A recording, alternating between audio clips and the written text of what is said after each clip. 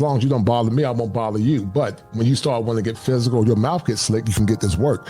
I always tell people, don't ever more or less get my profession confused with me being a man.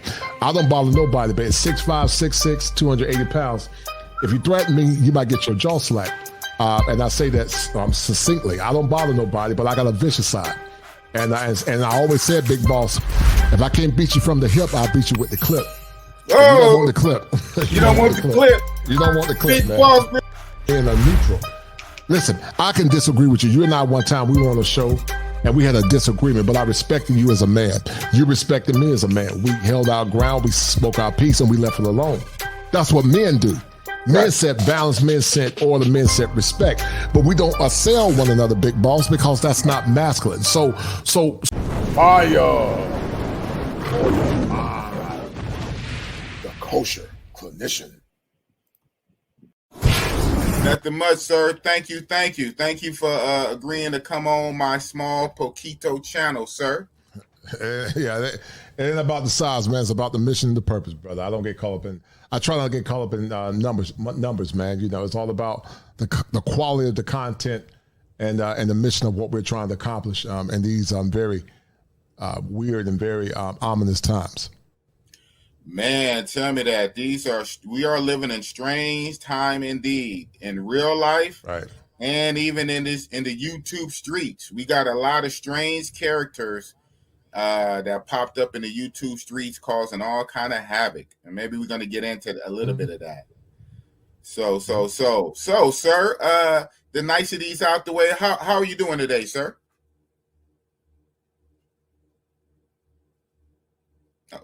Always say, home of the Tar Heels, home of Michael Jordan, the greatest basketball player ever. My alma mater, the University of North Carolina, Chapel Hill. Tar Heel turn up. That's how we do it.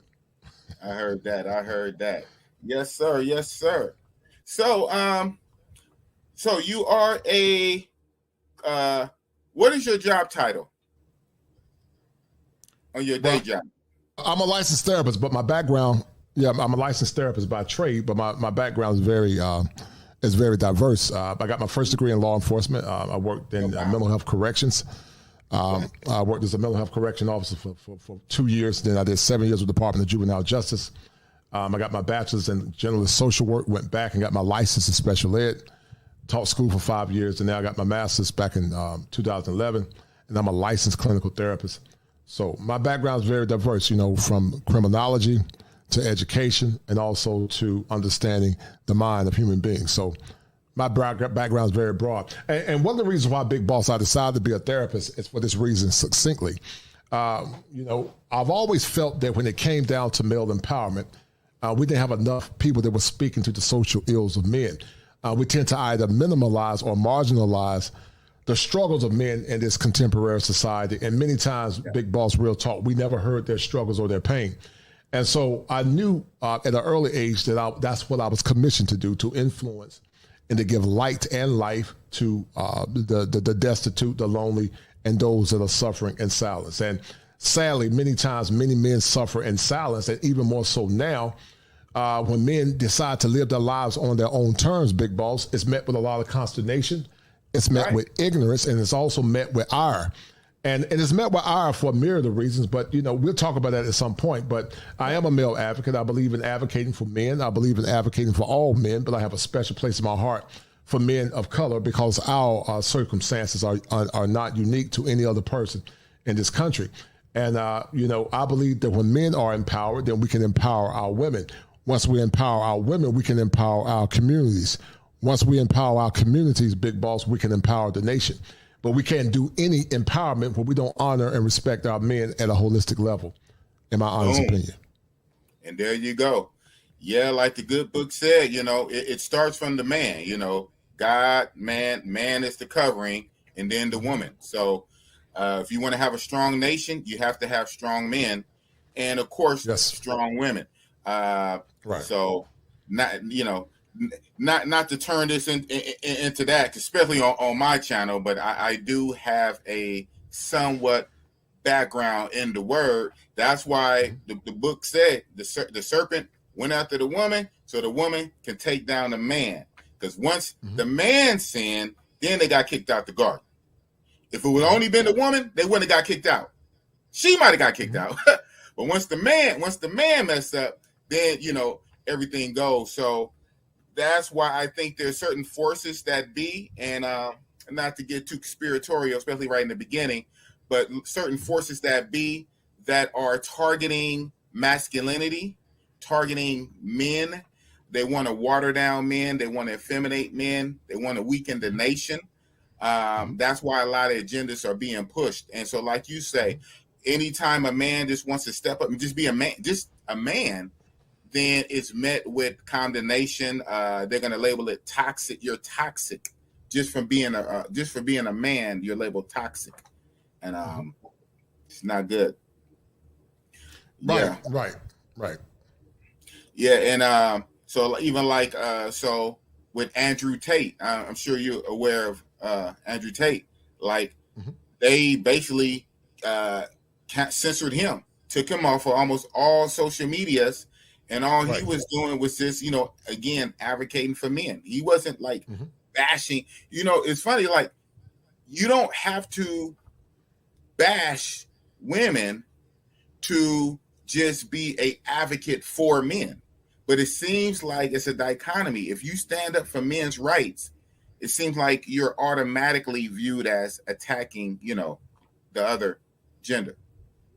Right. I totally agree. That's what happens when you live in a gynocracy. You know, I challenge people, Big Boss, with the presumption and the assumption that we live in a patriarchal society. And I will argue that we don't live in a kosher patriarchy. We live in a quasi-patriarchy, but it's not a true patriarchy, because a true patriarchy is where all men lead at the macro level, which is the policy making level, at the meso level, which is the community or group level, and also at the micro level, which is the family or the individualized level. So we don't live in what's called a bona fide patriarchy. We live in a quasi. I'm not going to say it's a quasi. It's more matriarchal than anything, because we tend to base our own life choices based on how some of our women feel in the West. And I think that is the death kill to the mental health of a man. You know, we can start this conversation by asking ourselves the question, Big Boss, why is male empowerment important to the psyche of a man? And we're going to talk about it because it's very important. Because, see, Dr. William Glasser said, as I said before on prior shows, that needs drive behaviors. And see, when men don't get their needs met, Big Boss, they tend to suffer inside. And that suffering can turn to an implosion, which in essence can turn to an explosion. And, you know, it can turn to an explosion. I've always said, Big Boss, that a hopeless man is a broken man, and a broken man is dangerous. And men become dangerous when they don't have the power to speak truth to power, to live their lives on their own conviction, free of shame, harm, or guilt. But also when we don't have the right or the power to be our authentic selves. And that's the great quagmire and conniption that we have here in America. Anytime men begin to do things based on how they feel that they need to do it, it's based with a lot of hearsay, false allegations, gaslighting, projection, ignorance. And it's all based on people more or less on an unconscious or conscious level dealing with their own pathology that they have not addressed themselves. So male empowerment is very powerful because, as I said earlier, Big Boss, if you empower your men, then you will empower your women. An empowered man that's a righteous man will do everything in his power to empower his woman. Once you empower your woman, then you will empower your boys. Once you empower your boys, then you will empower your girls. Once you empower your girls, then you will empower the nation. And when we're not empowered because we are depowered, because we live in a gynocratic order or gynocratic culture where heteronormative masculinity is under attack, and anytime men begin to speak out, it's more or less met with labelings or labels that are more or less based on their own personal opinion instead of any objective truth or objective realities, to say the least. Absolutely. Yeah, like you said, anytime a man does anything for himself, it's a problem. It's almost as if the man is supposed to be a servant to womanhood, right? Everything must be geared towards serving, you know, the queen or whatnot. If a man has self-determination, I'm going to do this for me because I want to do it. And I'm not hurting nobody. I'm just doing this for my own well-being. Then it seems to be a problem. Yeah. That's a shame. That's a shame. And, that is a reason, and everything goes together. It feeds into this one of the facets. It feeds into one of the reasons why men are seeking greener pastures and using their passports to go abroad. I don't know if you could see even on the screen now, the backdrop. I have Thailand, Brazil, Colombia in the backdrop or whatnot, symbolizing, men using their passports to go abroad. And like I say, for that self, exploration, just to get out, see the world, and try to live life on their own terms. And then when they come back, they have a more fuller understanding. And you might even, stay the rest of your life and live in the States, but you expose yourself to other things and not just kind of trapped and locked in the matrix or the plantation. Yeah. And what you said is very profound and very succinct. My channel was based on 7 core principles. That's why I came up with the word kosher. Kosher in the Hebrew means the shava or the skeva. It basically means complete. And I believe that there are 7 steps that a man must go do in order to become optimized, big boss. And those 7 steps are faith, family, finances, female psychology, politics, world travel, and male mental and male physical health. Once a man can successfully more or less synchronize all of those variables, he becomes optimized. And that's when he can be at his highest point. 7 means to be complete. And once a man is complete, then he's no longer a saboteur to his own ignorance. Many men are saboteurs to their own ignorance because they think they're free, but they're really slaves. Harriet Tubman said it better than me, big boss. She said that I could have freed a lot more if they did not already know that they were slaves. So there's a slaving in America as it relates to male liberation. And that slaving many times is based on negative indoctrination and negative socialization. And a lot of times that negative socialization and indoctrination more or less paralyze men for getting those outcomes that are variable, that are sustainable for them and also their mental health long term. Absolutely. It's a reason why the analogy of the Matrix movie that came out in 1999, fits very well because, like I say, in that movie, The Matrix, where almost a whole human population was basically enslaved, they were asleep, they were connected to the Matrix, to the system, serving the system. Morpheus even said, he said to Neo, we can't unplug everybody because a lot of people, they're not ready to be unplugged. And a lot of people will fight you. They will fight you to stay plugged into the system. Yes, sir. Right. And so that also kind of correlates with the quote from Harriet Tubman, like, I could have freed more people if they know they were slaves.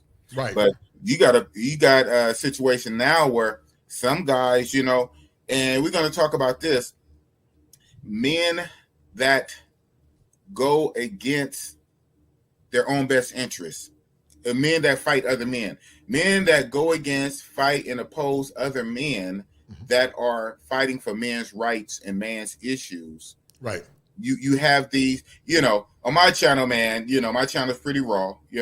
I call them white knights. I call them cucks. I call them manginas, white knight defenders. You know what I'm saying?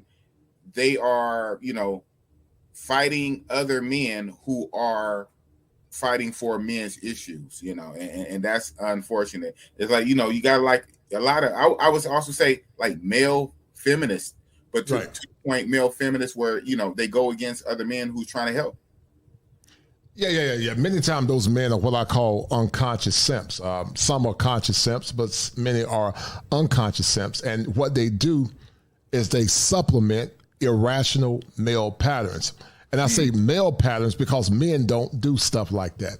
Men don't concern themselves with the affairs of other men. Men are neutral. Listen, I can disagree with you. You and I, one time, we were on a show and we had a disagreement, but I respected you as a man. You respected me as a man. We held our ground, we spoke our piece, and we left it alone. That's what men do. Men set balance, men set order, men set respect. But we don't assail one another, big boss, because that's not masculine. So I call it supplementing irrational male patterns because males do that. We all are born males, but we become men through hills and valleys, victories and failures. So men like that, my logic, as long as you don't bother me, I won't bother you. But when you start wanting to get physical, your mouth gets slick, you can get this work. I always tell people, don't ever more or less get my profession confused with me being a man. I don't bother nobody, but at 6'5", 6'6", 280 pounds, if you threaten me, you might get your jaw slacked. And I say that succinctly. I don't bother nobody, but I got a vicious side. And I always said, big boss, if I can't beat you from the hip, I'll beat you with the clip. Oh, you don't want the clip. you don't want the clip. You don't want the clip, big man. Big boss, real talk. Hey, man, we almost should have had this one on my smoke channel, man. I'm trying to be diplomatic. We might have to take this interview to the smoke channel. Yeah, man. Yeah. So if I can't beat you from the hip, I'll beat you with the clip. And I don't want to. I don't want to take it there, but right, exactly. But I will if you ever threaten my life. And that's where I operate, man. You're a big guy, man. 6'6". You 6'6". Yeah, yes. Well, 6'6" with shoes on, about 6'5", 6'6". Yeah. Wow, 6'5", 6'6", 280. Wow. Yeah. I need to lose some weight though. Yeah, I need to get down. I was like 225 in high school. There you go. 250 will be a good weight, but 6'5", 280. Yeah, I need to get down. Yeah, myself, I'm 6'2". I'm 6'2", 260. Mm-hmm. Yeah, right. Yeah, and I want to get down to about 215, 220. Right. More mobile, man. You want to be mobile as you get older, man. You don't need to carry a bunch of weight as you get older. Stick and move. For these haters, right. man. Right. For these haters might have to get that work. But okay, you know what? Well, we can delve a little deeply on the dark side. What causes, like you say, some of these guys to act like this, man? Especially Right, and so it's called over-identification with the feminine. In the clinical world, we call it introjection. Introjection, big boss, basically means when women and girls or children introject the knowledge that they've gotten from their mothers many times. With 80% of children being born in single-parent homes, then kids tend to introject the instructions from their mothers. That introjection turns to internalization. That internalization turns to identification. That identification can turn to projection. So it can be unconscious many times. Sometimes it is conscious. They know what they're doing. But it's that unconscious pathology of simping where they never seen masculinity in its fullest power. They might have a visceral hatred for their father or their fathers or men because what they see in men traveling could be also unconscious of seeing their fathers abandon them, just like their fathers abandoned their mothers. Yeah. Whoa. Yeah. Bars. That is deep. Right. Did you guys hear that, YouTube? Right. From the kosher clinician. Mm-hmm.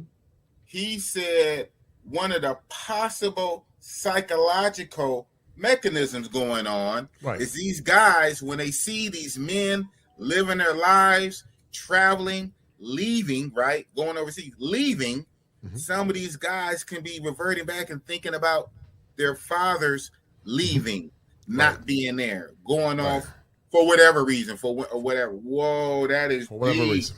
Yes, sir. Woo, that is deep, man. That is deep. Possibly, because I definitely see that there's a type.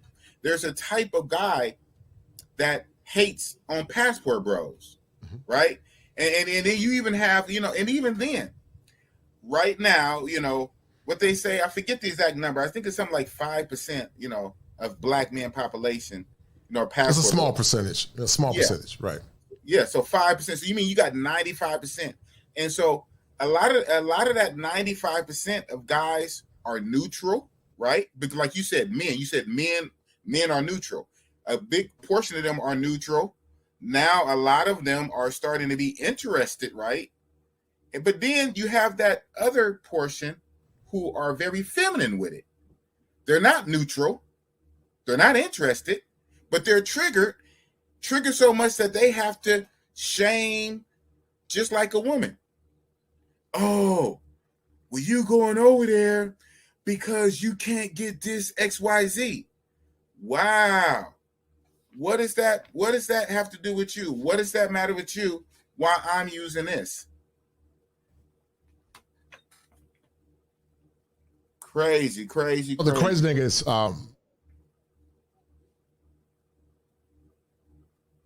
all been through it. So it's so many nuances to it, man. You know, what I've learned, the algorithm don't care what you like. You got to feed the algorithm what it wants. And, Yes. and what people don't understand is this, you know, some folks will brag about subscribers, but, you know, can you imagine, Big Boss, if you had, say if you had 500, say if you had 800 videos, but you had 9,000 subscribers. If you got 800 videos and 900 subscribers, 9,000 subscribers, that means you're not a great content creator, because your subscriber number should be magnified based on the amount of videos that you're producing. If you got 800 videos and you got a lower number of subscribers, then something's wrong with your content. I know content creators that got less videos, but they got more subscribers. So that's a testament to the greatness of the video. When I first started, you know, I didn't get a lot of views, but as time went on, I started getting better and better at it.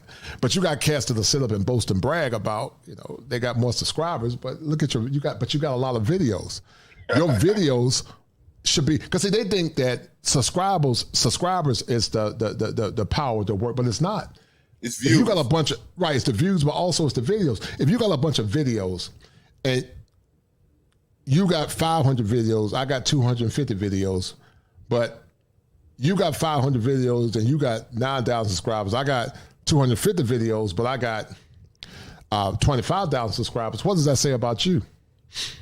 It doesn't mean your product is a bad product per se, but your product is not as good, because it doesn't mean, it means that your videos didn't more or less produce the views that you wanted. So when people try to brag about videos, but they don't have the subscribers to back those videos, then something's wrong with the quality of your work. Because I got a colleague of mine, a friend of mine, he might got less, like my work is solid, but you know, I'm a licensed professional. I don't have time to put my heart into this stuff, man, because it's draining. But he got way more subscribers than I got, but then also he got less videos. But also, that's a testament to what the algorithm wants. Sometimes what we want to get the algorithm is not what the algorithm wants. So if you have guys, like I had another guy, he will always brag, you know, about how many videos he had, how many videos he had. But I'm like, okay, you got all these videos, but you got low views. So what does that say about the quality of your work? Do you see my point? I'd rather have consistent, steady views than have a bunch of videos and I'm not getting a lot of views. That doesn't mean that you're a good content creator. You can boast and brag when you got less videos but more subscribers. And many times subscribers numbers are vain anyway. That subscribers are not always a true indication of the quality of your work. It can be, but sometimes it's what I call vanity numbers, because a lot of subscribers are dead subscribers. They don't even interact with the channel, you know. So I don't interact. They see one video they liked a couple months ago, and on the strength of the one video, boop, they subscribe. Thank you, and then they forget about the channel. Right. Yeah, but you know, with this shorts thing though, that kind of skews everything, because when you put a short on your page, it counts as a video, right? So I'm noticing that too when I go by other people's channels. I see they might have hundreds of videos. Then I go on a video, and it's basically mostly all shorts and then a regular video. All shorts and 2 regular videos. Shorts and 3 regular videos. So like 2/3 of it is shorts. So and not to take nothing away from it, because they saying nowadays the way to grow your channel is through short content. Short content grows your channel because, you know, unfortunately it is what it is, right? People have short attention spans. People don't have a lot of time, so they want quick dopamine rushes. And if you have a lot of shorts, you increase your chance of growing your channel. Right. But it's your long content that really will engage them. Yeah. So like I said, shout out to you. This January, you'll be coming up on 2 years this January. Right. And by the end of this month, I will finally complete my first year. And you know, I'm kind of hard on myself. I feel I should have more subscribers within my 1 year. But you know, I got monetized. No, that's actually good, man. Listen, most folks take years to get 1,000 subscribers, man. Whoa. So, yeah. If you get 1,000 subscribers in a year, you're not really doing bad. Some people are still stuck at 100. So you're not doing bad, man. You're doing pretty good. It's many things that determine your subscriber account. Collaborations help. Quality of content. Trending topics help. It's a lot of different variables. But if you got close to 2,000 subscribers within a year, a little over a year, you're doing pretty good, man. Because what you're doing it's not typical. Most folks don't get over 1,000 subscribers in a year. Some do, but some don't. It depends on if you're viral, if you're viral or you got a trending topic that can help, or you got a big person pushing you. But I won't necessarily go by the quality of work based on that per se. Yeah, you're actually doing pretty good, man. Right on. Thank you. I appreciate that. I'll take it. So a little bit more on YouTube. So what's the plan? What's your future plans for your channel? Well, Eddie Kendricks with the Temptations that keep on trucking, baby. And I'm just gonna keep on trucking, man. I'm gonna keep on trucking, and I got a couple of things in the forefront. I was in the movie with Al Gree's Frustrated 3. Yes, you were. Right, but the main thing, man, is to keep inspiring men. I got a couple of projects I'm looking at. I just don't have the time, man. But a couple of projects I'm looking at, and just continue to expand the brand, man.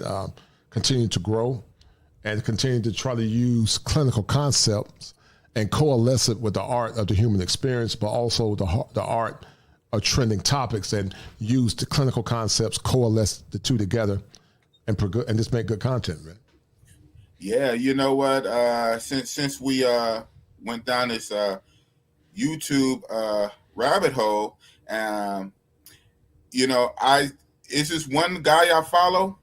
He's a doctor. He's a MD, a black medical doctor, and in his YouTube channel, very creative. It works because I subscribe. So he's a real medical doctor, and so he reacts to a lot of things in pop culture, even, and sometimes even fiction, right? Even fiction,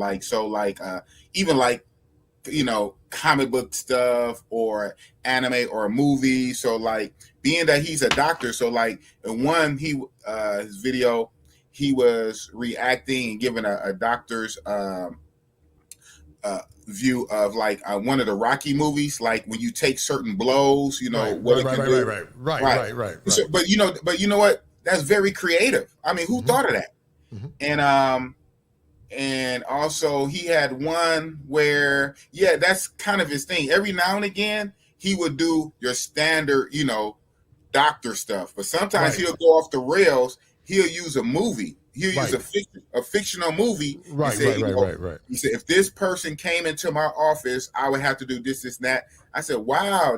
So that's a way of combining trending topics or pop culture and putting your expertise in it. Right. Well, when Jesus spoke, he spoke with parable. He spoke with parable to convey the richness of heaven. And so if you just speak in the straight nomenclature of your profession, most people won't get it. It will bore them to death. Our ancestors, they were growers. And that's unfortunate, right? That's unfortunate. You would bore them to death. Right, because they're not intellectual. They, like you said, they got short attention spans. But our ancestors were growers, so they would tell stories to talk about African truths, wisdoms, and history. Christ did it. But you have to be creative because if you're just technical with what you're doing, they're not going to receive it. I always use clinical concepts. So when I talk about male empowerment, I base mine off Dr. William Glasser. Dr. William Glasser talked about something called choice theory. And choice theory is based in reality therapy. And so there's a reality, big boss, that men are not getting their needs met. Dr. Glasser said that there are 5 variables or 5 elements to need psychology. He says power, fun, freedom, belonging, and survival. Black men feel, and many men in America feel like they're devoid of power. They feel like they're devoid of fun. They feel like they're devoid of freedom. They feel like they're devoid of belonging. And many are trying to survive the aversive nature of paternity courts and family courts. And they're also trying to survive within a culture and an environment that does not more or less embrace masculine principles or masculine norms. So when men are not getting their needs met, then they'll get their needs met outside of themselves. I'm going to say it again. When they don't get their needs met, they will get their needs met outside of themselves. And true to what Teddy Pendergrass said, Big Boss, Teddy said you can't hide from yourself. Anywhere you go, everywhere you go, that's where you are. You can't hide. Hello. So you can't hide from yourself. Can't so hide from yourself. Right. So if you're not getting your needs met, you got to face the source of not getting your needs met and find a way to satiate that when you can. Right. Boom. Bars. You can't hide from yourself. Mm-hmm. And that's true for any living organism, just about, especially the survival thing. And you're going to try to move mountains, hell and high water to get what you want. Like it's really a need, a want, but then a need. Hell, we do anything to try to have fun and get our wants done, but let alone our needs. So if you need something, you're going to try to do anything to get what you need. You're going to make changes. You're going to travel. You're going to do almost anything, disrespecting, to get your needs met. Mm-hmm. If you're not getting your needs met at home, right, that's common sense. Mm-hmm. Right. It's true. Right. It is common sense. Right. Absolutely. It is common sense. And most people don't understand that. So instead of trying to understand where people are coming from an intellectual perspective, they use shaming and ignorance and projection to more or less try to silence people. But it's funny to me, man. I just laugh at stuff like that, man. I personally don't care. As long as you ain't messing with my money or messing with me physically, I don't care what you say or do. As long as you don't slander my name. But I don't care about stuff like that, man. It's childish to me and very ignorant. So you just laugh at ignorant people like that, man. It is, but yeah, like I said, boss got a dark side too, so Right. You got that. You're a Scorpio, man. Our Scorpios can be very dark. That scorpion sting, huh? Mm-hmm. Yeah, that's what's up. That's what's up, sir. Well, thank you for coming on. We're not quite an hour yet. We're pushing 40 minutes. I don't want to keep you. I could let you go. Well, no, we can talk. We can keep cooking, man, because I'll give you a few more minutes, and then I'll get off because I got something to do. But one of the things of male empowerment is hearing what men say, and I'm going to challenge you when it comes down to getting your needs met. What do you feel like you weren't getting in relationships in modern America, in your opinion? What I feel like I wasn't getting, the proper respect. That's the main thing, the proper respect, and then also, probably cooperation, then respect. Mm-hmm. Is that more of a Cali thing, you think, or this is an American thing in your opinion?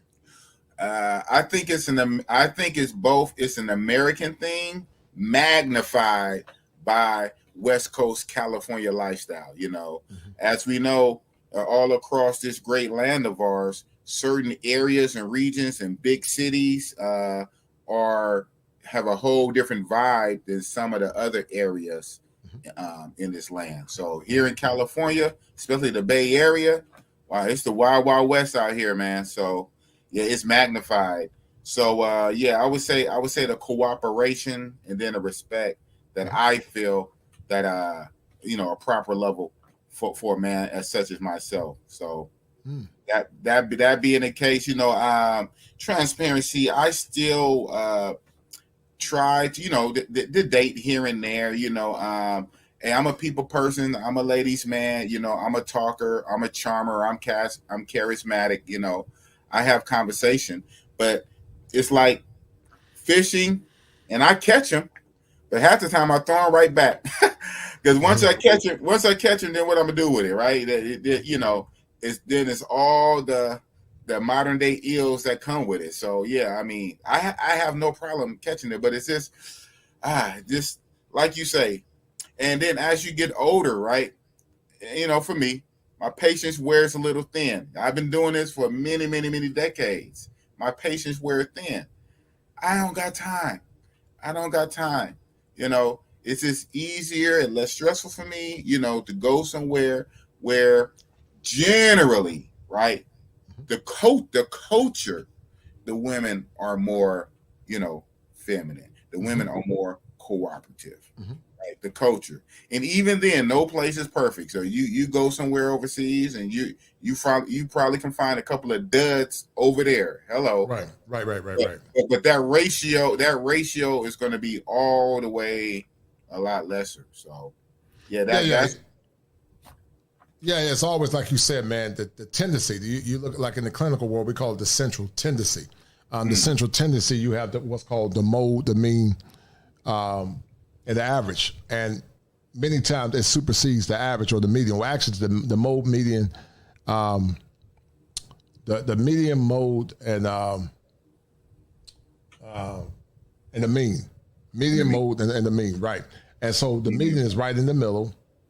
And but sometimes the average can be above the mean. So like you said, tendency, and that word comes from central tendency.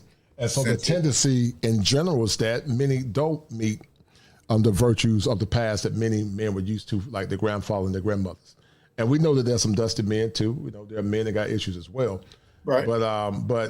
But like you were saying, people think when men travel, men are oblivious to the fact that those women have issues too. They're still women at their core. Regardless of where you go, a woman's going to be a woman. But they're just socialized different, the majority of them, and that's what makes your life better and easier.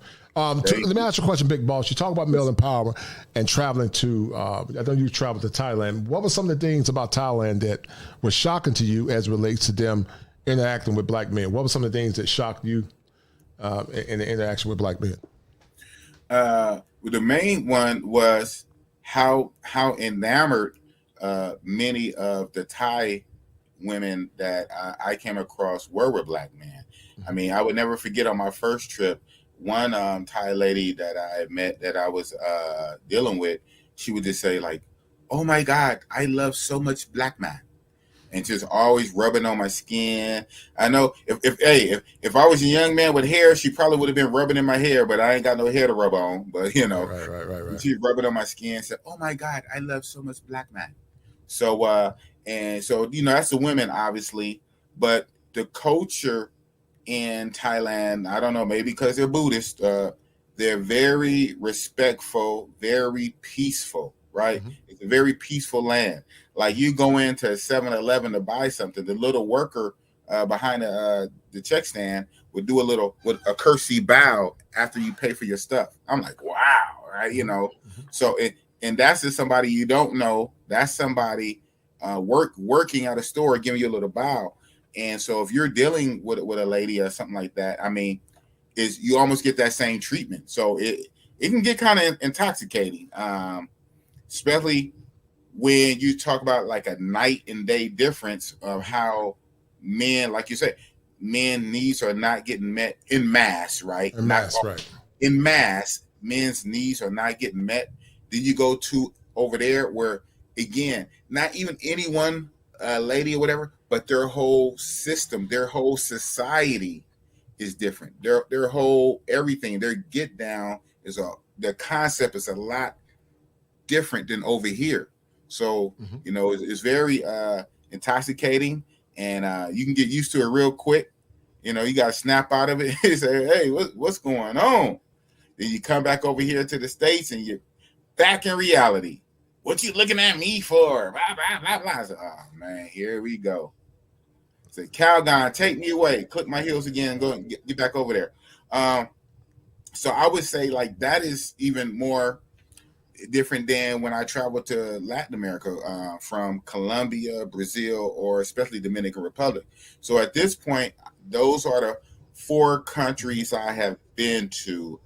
These 3 right here, Thailand, Brazil, Colombia, and the Dominican Republic.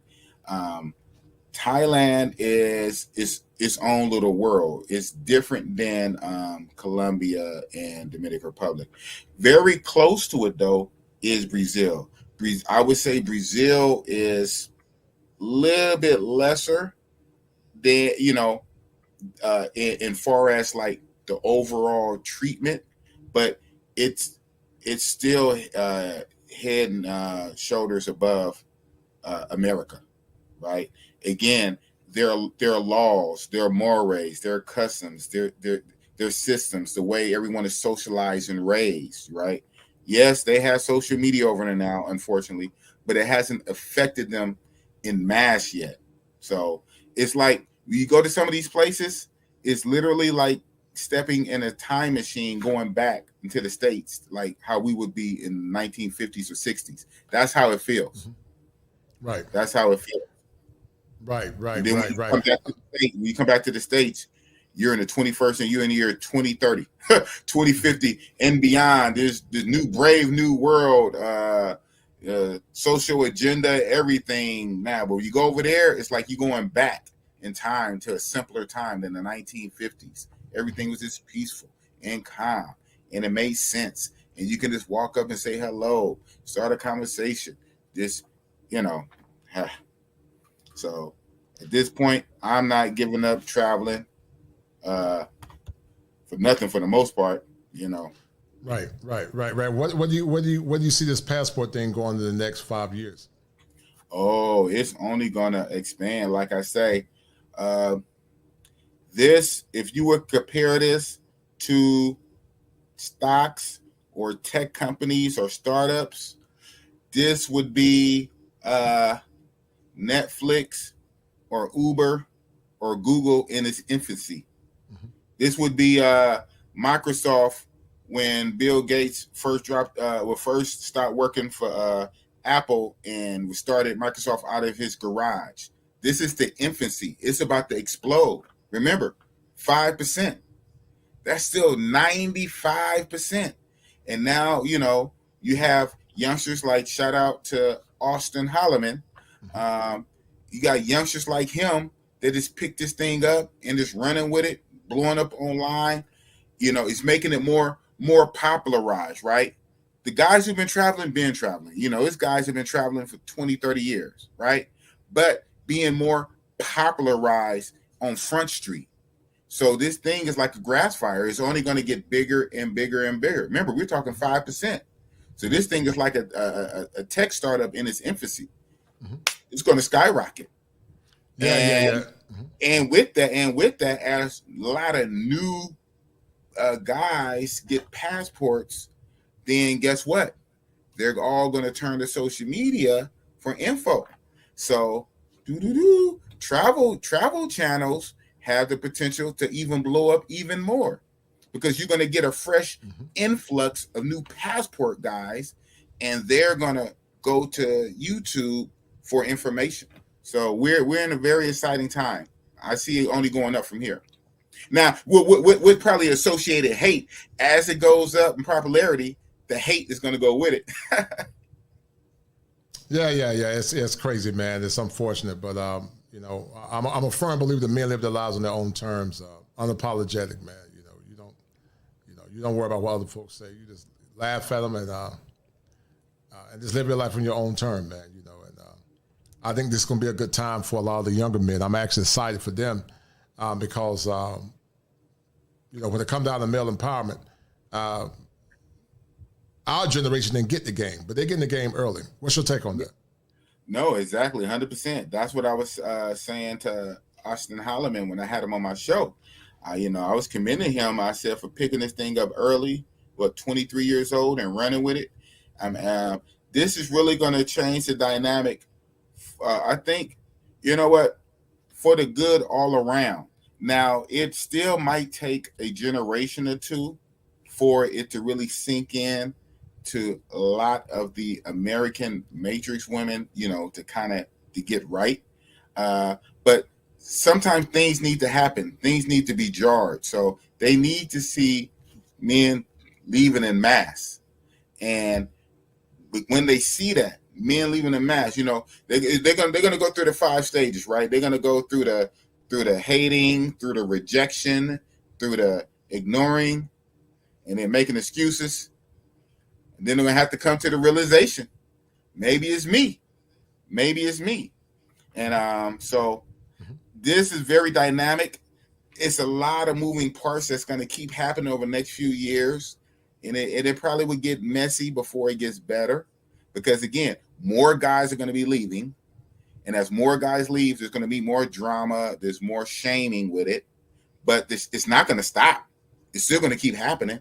So at some point, they're gonna have to get with it, and maybe for the next generation, things will kind of even out. So we'll see.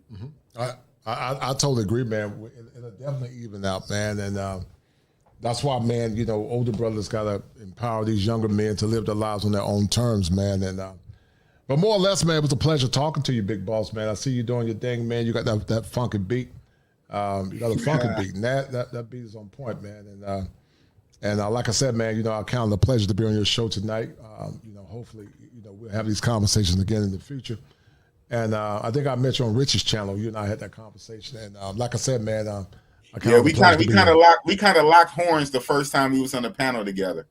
It's okay, Leo Scorpio, man. Like I said, you had your opinion, I had mine, but I didn't disrespect you as a man. You didn't disrespect me. We stood our ground. We kept it moving, and that's what men do. We speak our mind. We agree to disagree and keep it moving. But I never disrespected you or even attack you, because men don't do that, man.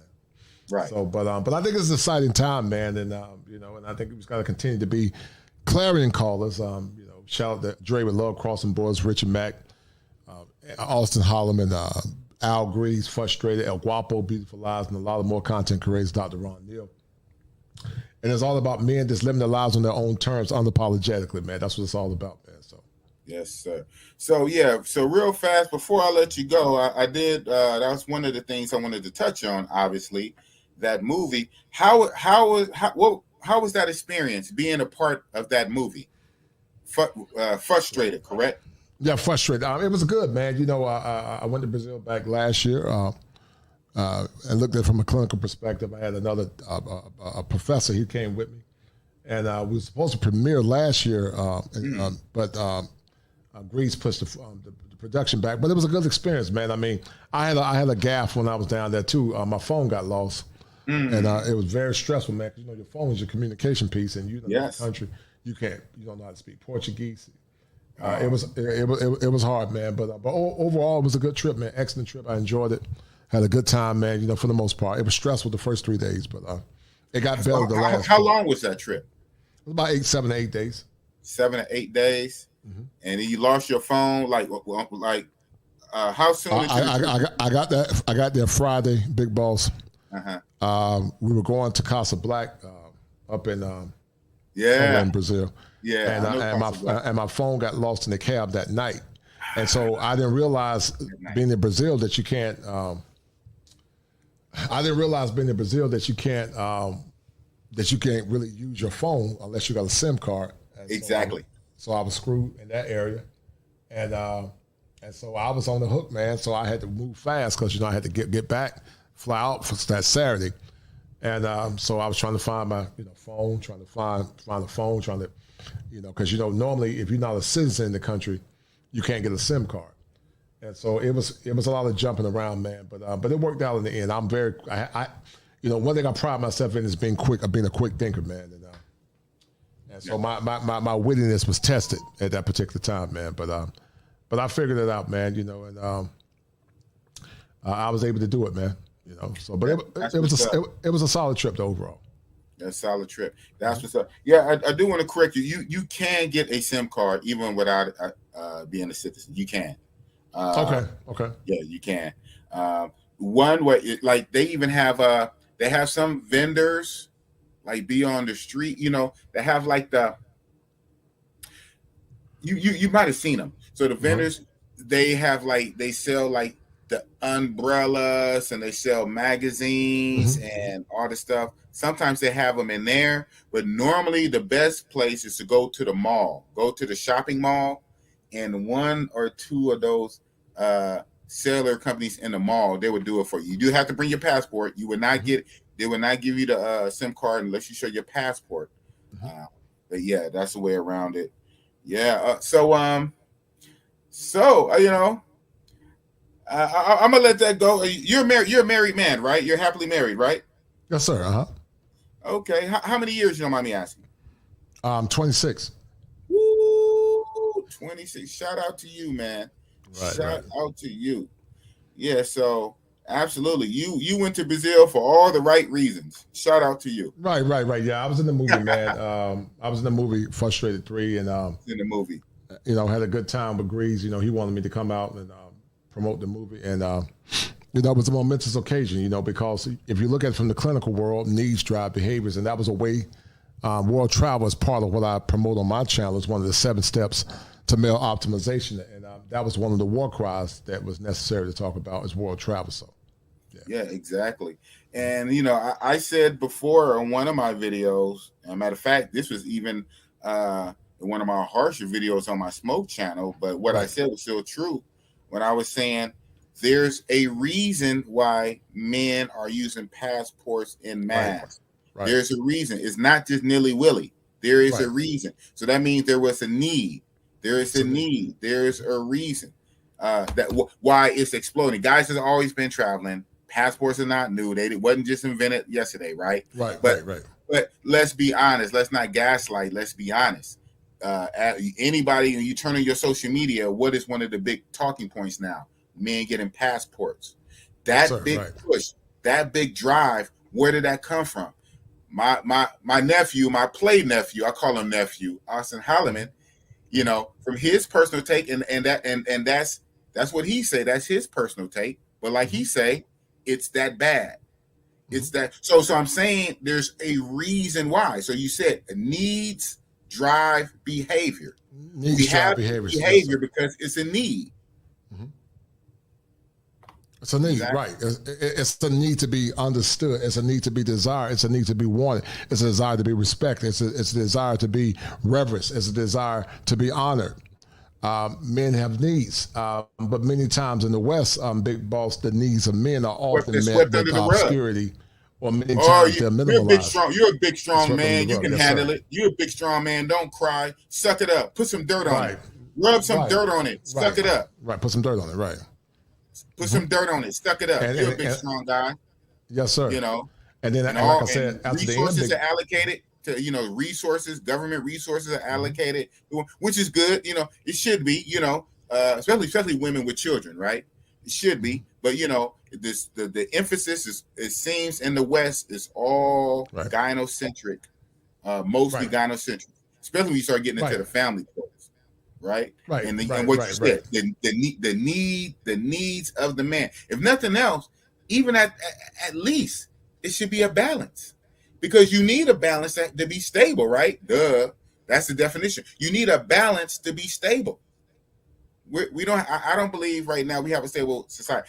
Shout out to people who are married, who have their significant others, who found that special someone for 26, 25 years. Again, but even then, no offense or whatnot, you have been married for what? 25 years, right?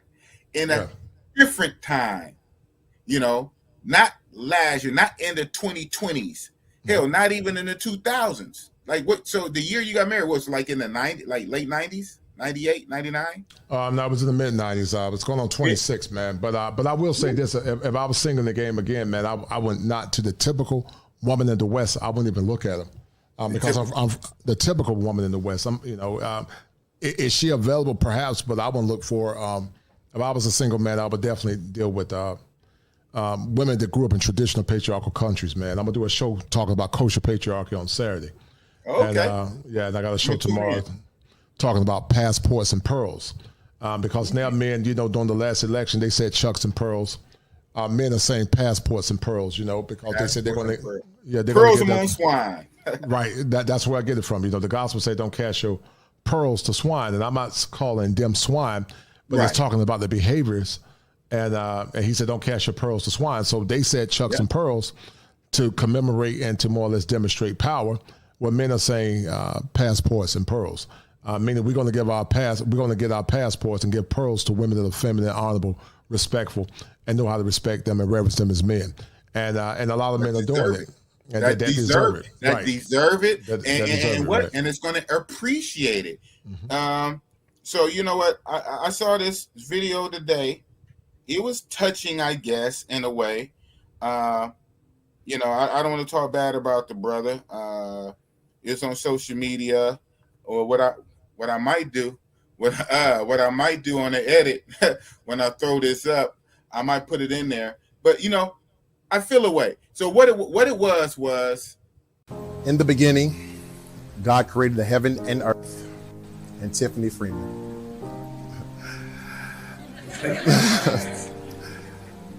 I want you to take a moment, take a deep breath, and look around the room and just say 3 words. I deserve this. We made it, baby. It's our wedding day. Through the grace of God covering each and every one of us, we can finally say, we're here. Only God knew, meeting you 13 years ago, that today would be our new beginning. In the midst of a pandemic and the world being at a complete stop, God united us for such a time as this. When we reconnected, there was a passion in me that was connected to the purpose in you. There was a change that was taking place in both of us, and everybody started to see it. We knew who we was. God knew what we were going to be.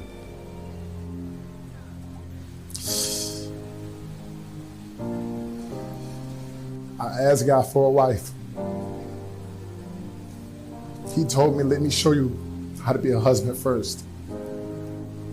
I stand before you today, accepting the call of my life to be your husband. I want you to know the man that stands before you today is the happiest I've ever been in my life. With obedience and acceptance on this day and every day forth, I commit to every awakening moment to putting your past feelings of neglect, hurt, rejection in the driver's rear view of your life, and you'll never have to look back again. I take you as my wife to hold, to cherish, believe, and support, and care for you in everything that I do. I want you to know that from this day forth, I vow with my whole heart, so help me God, that you feel safe, heard, seen, and loved. As your husband, I vow to be understanding, unselfish, unconditional, and just forgiving. I love you, and I'm on a job for life. Thank you for allowing me to be whole and free. Thank you for giving me the greatest title I'll ever have. You're everything I prayed for. You're my best friend, and now you're my wife. From this day, I will continue to honor you deliberately, and I will love you wholeheartedly for the rest of my days, as long as I live.